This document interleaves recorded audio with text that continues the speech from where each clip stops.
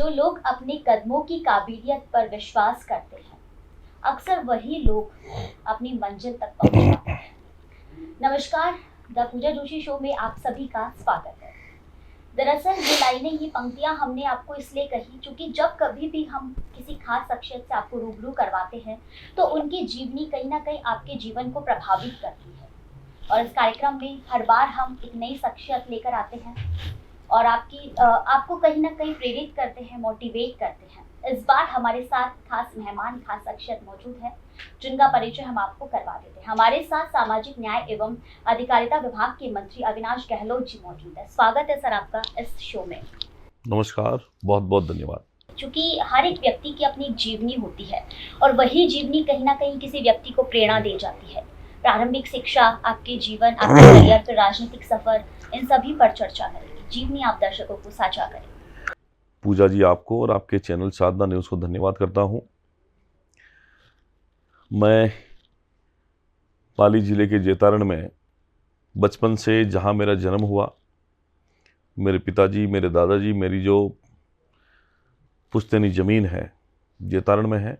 और अभी हाल ही में जब नया जिला बना था हम लोग ब्यावर में आ गए।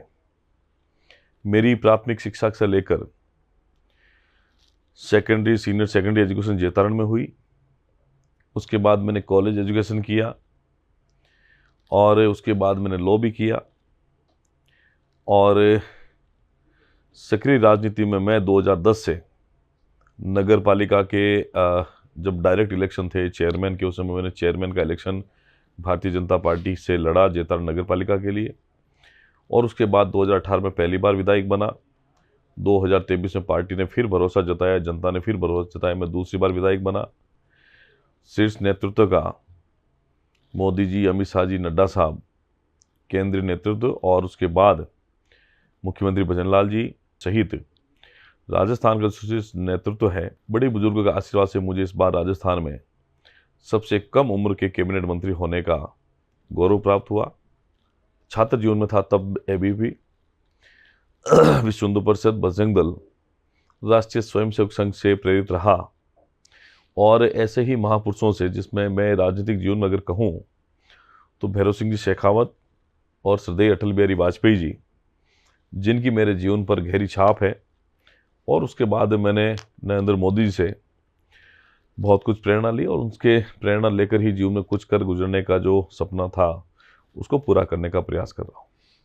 जैसा कि सर आपने बताया कि आपने वकालत की पढ़ाई भी की है, एजुकेशन में आप हमेशा अपने आप को कहीं ना कहीं आगे रखे हैं, लेकिन सर राजनीति से जुड़ाव क्यों? क्योंकि ऐसा होता है ना कि हम किसी भी फील्ड में जाते हैं तो कहीं ना कहीं से हमें प्रेरणा मिलती है या कोई ऐसा जुड़ाव होता है, कोई ऐसी घटना घटित होती है जिससे हम उसके नज़दीक जाते हैं। राजनीति से जुड़ाव आपका कैसे हुआ? देखिए, मैं शुरू में जब से स्कूल में था तब मुझे कुछ एक्टिविटीज़ को लीड करने का शौक़ था। मैं जब बचपन में अटल बिहारी वाजपेयी जी को सुनता था, उनकी रैलीज़ को टीवी के माध्यम से सुनते थे। एक बार जोधपुर आए थे लोकसभा चुनाव के दरमियान, मुझे लगता है 98 के करीब की बात होगी, जब हम लोग 12th पास किए ही थे। उसके बाद में जोधपुर रैली हुई, हम लोग देखने गए। तब से मेरे मन में एक विचार आया कि क्या हम भी उनके जैसा राजनीतिक क्षेत्र के माध्यम से सामाजिक सेवा में जा सकते हैं क्या। मेरे जीवन में, मेरे परिवार से राजनीति में कोई ऐसा व्यक्ति नहीं था जो बड़े ओहदे पे था या किसी ने चेयरमैन रहे हो, एमएलए, एमपी, कोई मेरा राजनीतिक बैकग्राउंड नहीं था। लेकिन फिर भी मैं सोचता हूँ कि ये पार्टी का आशीर्वाद है कि पार्टी में कार्यकर्ता के नाते उन्होंने इतना बड़ा सम्मान मुझे पार्टी में दिया है और मैं तो भगवान का आशीर्वाद ही समझता हूँ। उनकी कृपा के बगैर कुछ नहीं हो सकता है। और इसके लिए भी मन के अंदर साफ नीति होनी चाहिए और कॉन्फिडेंस होना चाहिए खुद का। और ये जो पारदर्शिता है जीवन में, ये होना बहुत ज़रूरी है। ईमानदारी से हम लोग जिस भी क्षेत्र में जाना चाहें वहाँ ईमानदारी से काम करें, बगैर किसी स्वार्थ के, बगैर किसी कुछ प्राप्त करने के लिए। हमारा एक मोटिव हो सकता है कि हम लोग काम करेंगे तो निश्चित ही हमें वो रिजल्ट मिलेगा जिसके लिए हम लोग प्रयास कर रहे हैं।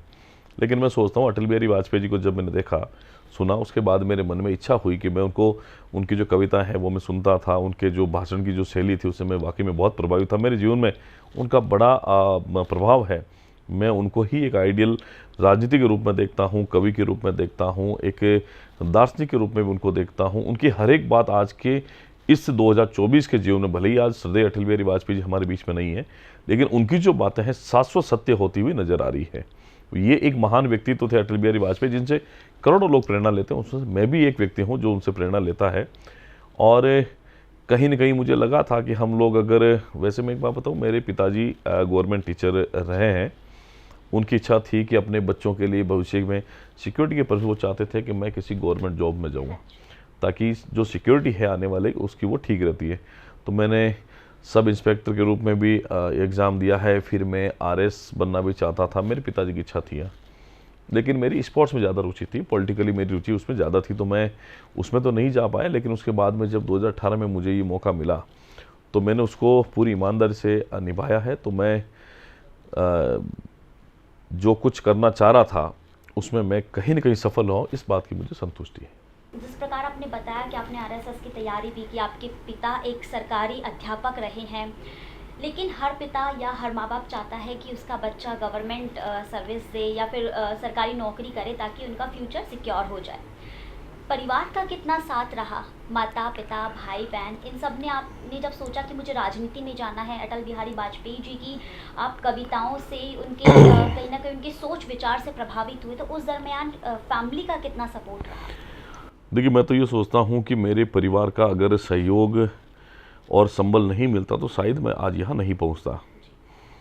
मेरे पिताजी की जो संस्कार हैं उनके दिए हुए, मेरे पिताजी के बारे में बताना चाहता हूँ कि वो सरकारी अध्यापक रहते हुए स्कूल का टाइम अगर 7:30 बजे होता था तो वो 7 बजे पहुँचते सबसे पहले, और अधिकतर स्कूल का ताला भी वही खोलते थे।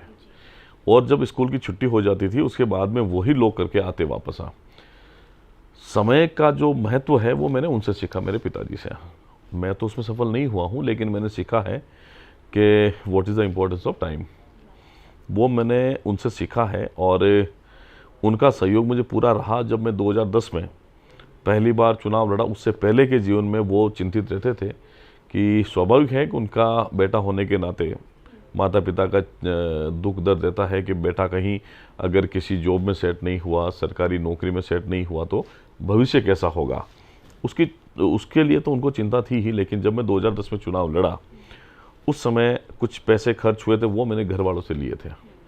उसके बाद मैंने खुद का बिजनेस शुरू किया। मैंने पीडब्ल्यूडी कॉन्ट्रैक्टर के रूप में, पीएचडी कॉन्ट्रैक्टर के रूप में, म्यूनसिपलिटीज़ में और ये ग्रामीण विकास में, ऐसे कुछ मैंने टेंडर लेके काम करना शुरू किया ईमानदारी से। वहाँ से उसके बाद मैंने घर वालों से कभी पैसा नहीं लिया। संघर्ष की मैं बात करूँ तो हर व्यक्ति के जीवन में संघर्ष होता है, उन्हीं संघर्ष के मुताबिक वो आगे बढ़ पाता है। लेकिन संघर्षों के उस दरमियान या उस दौरान, उस मोड़ पर आपको कभी ऐसा कोई क्षण या कोई ऐसी घटना घटित हुई तब आपको ऐसा लगा हो कि नहीं यार, मैं आगे कैसे बढ़ पाऊंगा, या मैं टूट जाऊंगा या बिखर जाऊंगा? ऐसे क्षण आते हैं, हर व्यक्ति के जीवन में आते हैं। उस दरमियान आपको कितना सपोर्ट मिला और आपने कैसे अपने आप को आगे बढ़ने के लिए मोटिव किया? देखिए, मैं 2010 में जब नगर पालिका के अध्यक्ष का चुनाव लड़ा था भारतीय जनता पार्टी से, चेयरमैन का, उस समय मैं हार गया था, सेकंड रहा था। तब कहीं न कहीं मन में थोड़ा सा यूँ दुख भी हुआ, पीड़ा भी हुई यार कि हमने काम किया, लेकिन वो मेरे राजनीति का पहला कदम था। तब मैं उस समय बचपना भी था और कुछ मन में ऐसा हुआ भी था, यार इन लोगों ने मुझे वोट नहीं किया जिसके कारण मैं हार गया। लेकिन फिर मेरे कुछ दोस्तों ने जो मेरे बचपन से साथ रहे हैं, उनके साथ जब मैं बैठा, उन्होंने मुझे कहा कि हमें आगे बढ़ना है, जो हमारे साथ नहीं थे उनको वापस हम कैसे साथ ले सकते हैं। तो जो मेरे चुनाव में साथ नहीं थे, मैंने कभी उनको ये नहीं कहा कि आप मेरे खिलाफ क्यों थे या मुझे वोट क्यों नहीं किया। मैंने उनको यही कहा कि कोई बात नहीं यार, आप इस बार तो रह गए, लेकिन अगली बार कभी मौका मिले तो मेरे साथ रहना, मैं आपके साथ में रहूँगा। उसी का परिणाम था कि मैं 2018 में जब पहली बार मुझे चुनाव लड़ने का मौका मिला, तब इन्हीं कार्यकर्ताओं ने जो 2010 में मेरे खिलाफ थे, वो सब के सब लोग मेरे साथ हो गए और मुझे इतना आसानी से चुनाव जिता दिया कि मुझे पता ही नहीं चला। तो जीवन में अगर कभी ऐसा मोमेंट आ जाए जहां आपको सफलता नहीं मिलती, लेकिन उससे घबराना नहीं चाहिए। मैं सोचता हूँ उससे निराश भी नहीं होना चाहिए, और हो सकता है असफलता सफलता को प्राप्त करने की पहली सीढ़ी है, मैं उसको मानता हूँ। तो वो अगर उस दिन हो सकता है मैं जीत जाता तो आज एमएलए में मंत्री नहीं बन पाता, लेकिन कहीं न कहीं वो चुनाव हारना मेरे लिए शुभ रहा और मुझे महसूस हुआ कि चुनाव हारने के बाद भी हमें जनता के बीच में किस तरीके से व्यवहार करना है, किस तरीके से काम करना है, वो मैंने लगातार 8 साल तक किया और 8 सालों के अंदर मैंने जनता का विश्वास जीता। तब मुझे लगा कि वाकई में ये वही जनता है जो आपको चुनाव हरा भी सकती है और साथ रहोगे तो चुनाव जिता भी सकती है। तो संघर्ष के दिनों में मैं मेरी जेतावन की जनता का धन्यवाद करता हूँ, जिन्होंने मुझे बहुत बड़ा स्थान दिया राजनीति के अंदर, जहाँ 8 करोड़ की आबादी में से हम 200 लोग चुन के आते हैं। 200 लोगों में से भी हम आज 25 की संख्या में मंत्रिपरिषद है राजस्थान के, और उस 25 में से ही 12 मंत्री हैं कैबिनेट के, उसमें हम लोग हैं। तो ये कहीं न कहीं सौभाग्य मुझे मिला है जेतावन की जनता के आशीर्वाद से, पार्टी के आशीर्वाद से, हमारे नेताओं के आशीर्वाद से, जहां मुझे राजस्थान के 8 करोड़ जनता की सेवा करने का अवसर मिल रहा है। ये बात मुझे लगता है दर्शक अगर सुनेंगे तो जाहिर सी बात है उनके जीवन में भी कुछ तो प्रभावित होगा ही। अगर राजस्थान की कला, संस्कृति, भाषा की अगर हम बात करें सर, तो इनको आप आगे बढ़ाने के लिए क्या कदम उठाएंगे? देखिए, राजस्थान का जो इतिहास है वो बड़ा ऐतिहासिक है।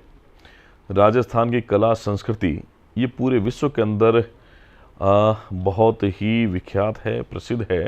जो हमारे धार्मिक स्थल हैं, पर्यटन स्थल हैं, उनको बढ़ावा देंगे ताकि विदेशी हो चाहे राजस्थान के बाहर के लोग हैं वो आएँ।